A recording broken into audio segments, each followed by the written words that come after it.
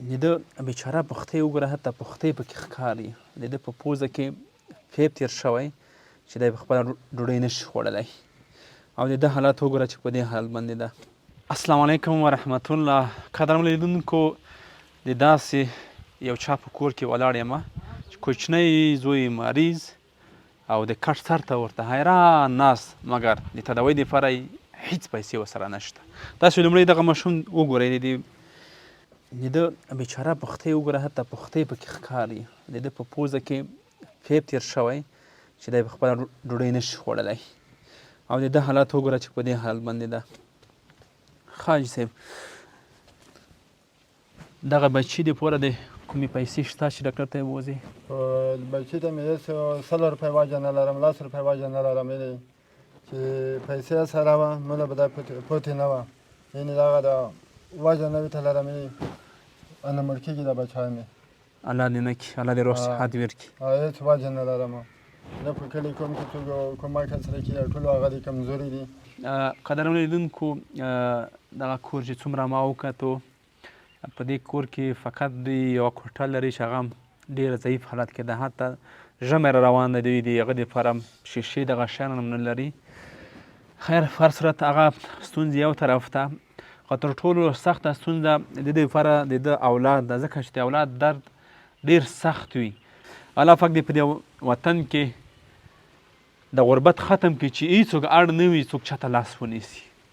خو موږ هم مجبور وو چې د ده درد تر موږ راورسېږي، موږ هم د دغو درد مجبور کړي تر دوی ځان را رسوو، د خپل مسؤلیت ادا کوو، د دوی غږ له هغه چا سره شریکوو چې هغه یو څه لري، یو شتمن دي.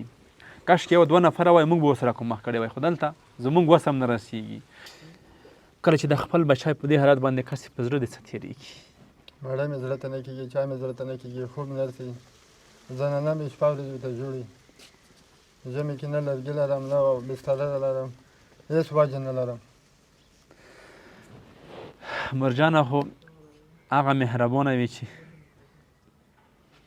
خپل ځون نه یو شی اضافه کوي او لو ته یې ورکوي. حتما به مرجانه جوړي، حتما به د دې حالت چې موږ نشو زغملی چې موږ یې کسو، نو کله یوه مور خپل اولاد په داسې حالت کې لیدلی شي. خلکو نه دې غوښتنه څه شی ده؟ خلکو نه مې غوښتنه دغه ده چې کومک سره وکړي، مسافر وروڼه کومک سره وکړي، د بچی مې په خپو ودرېږي. قدرمنو لیدونکو، موږ تاسې باندې غږ کوو چې راځئ د ورور سره مرسته وکړئ، کومک ورسره وکړئ، همکاري ورسره وکړئ، تر څو دغه کوچني زوی ژوند یې وژغورل شي. لیدونکو، په ژوند کې جګ یو ټیټې راځي، راځئ په سخته ورځ کې مسلمان ته لاس ورکړو، راځئ د دې کوچني ماشوم دپاره یوه 2 روپۍ مرسته ورسره وکړو، تر څو دغه کوچني ماشوم ژوند یې وژغورل شي. نو دا خپرونه په دې خاطر موږ را جوړه کړله، تاسو سره مو شریکه کړله چې زموږ د دې کوچني ماشوم ژوند وژغورل شي. او په دې هیله یې پای ته رسوم چې د دې دپاره مرسته وشي، همکاري ورسره وشي، او د دې دپاره موږ پلار ته یې پیسې ورکړو چې پلاره د پیسې واخله او دی ډاکټر ته بوځه.